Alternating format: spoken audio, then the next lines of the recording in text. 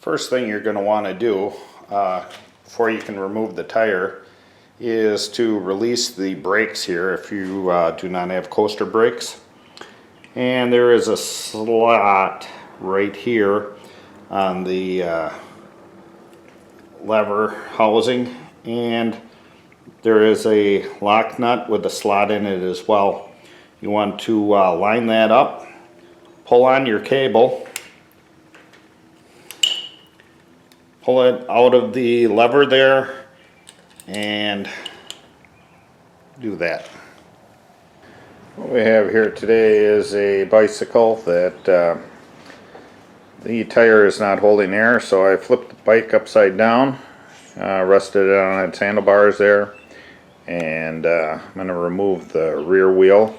One thing you want to do if it's a multi-speed bike is to remember where the chain is on the derailleur there, and make sure that you get it in the same spot when you put it back together.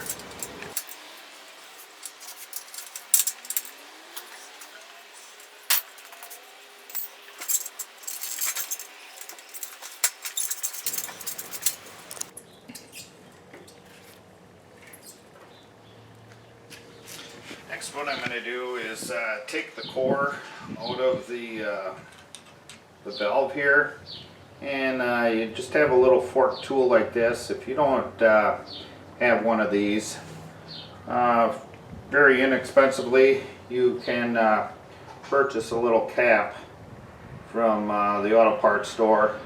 It has a little feature on the end that will remove the core.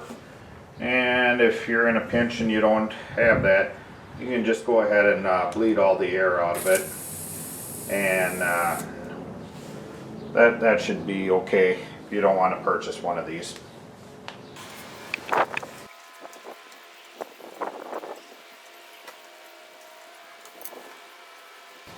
Next, what we'll do is go ahead and pinch the tire all the way around, get it to break free from the rim, and then we can manipulate the tire to get it off of the rim.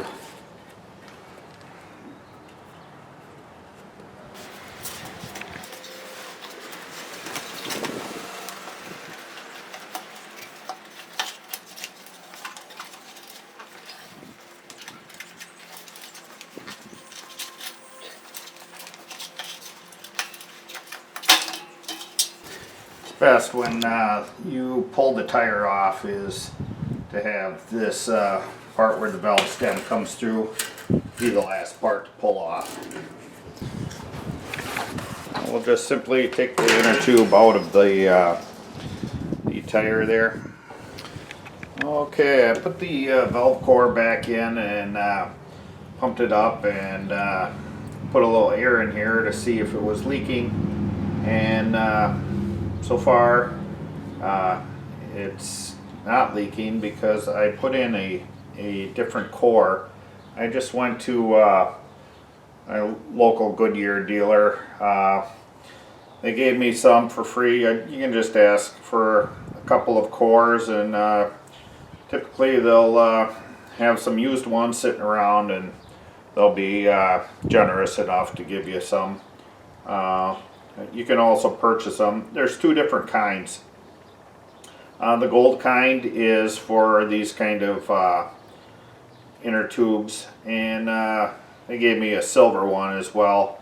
And this is for a tire pressure monitoring system for newer vehicles, where it tells you the tire pressure on your dash.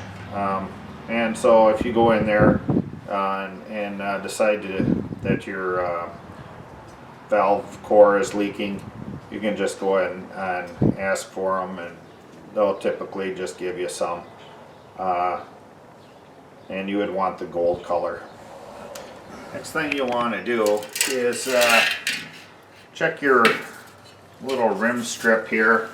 Make sure it's covering up all the ends of the spokes there and is not poking through, because that can rub on your inner tube and cause it to go flat, and make sure it's in pretty good shape.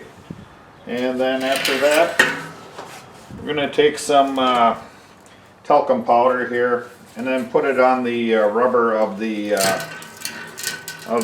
inner tube here, and then we're going to stick it inside the tire itself.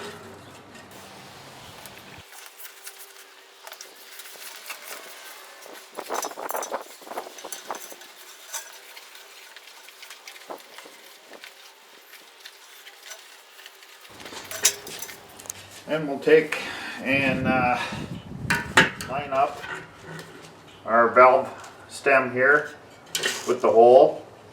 Go ahead and stick that into the rim, and we'll put the tire on the rim.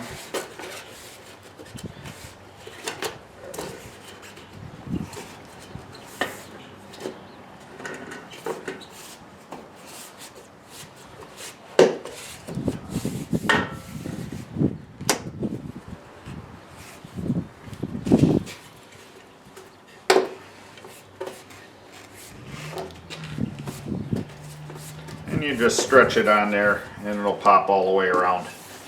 So now that it's nice and straight here, you want to make sure that's straight, otherwise it tends to cut in there and cause it to go flat again. We'll go ahead and install it on the bike. Before we install it, one thing you want to look for if you do purchase a new inner tube or repair it, you would want to get it the inner tube of the size of the tire. So they come in 26 would be the size of the rim, and then this is the tire size itself, so you would want to get a inner tube that has that same number on it. Now with the tire deflated yet, we can slip it in here and line it up on the sprocket that we had. And because it's deflated, we can slip it past the brakes very easily.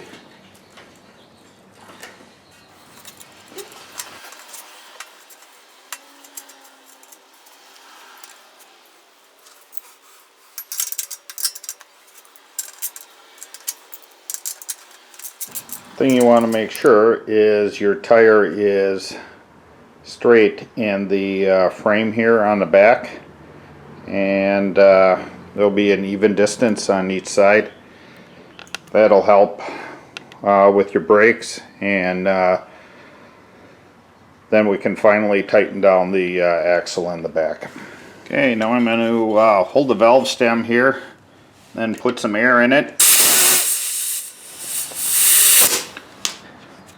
And now that it's got a little bit of air in there, I'm going to rotate it around, make sure that the tire is got the bead in the right spot there, and then I'll finish putting air in it.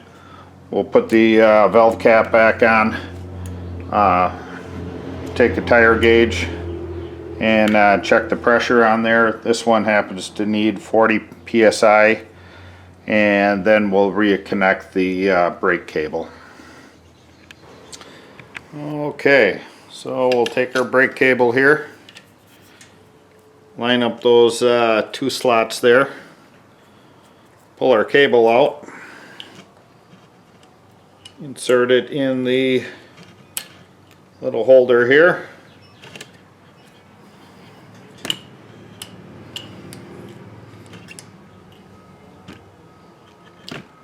Put her through our slot, and then rotate the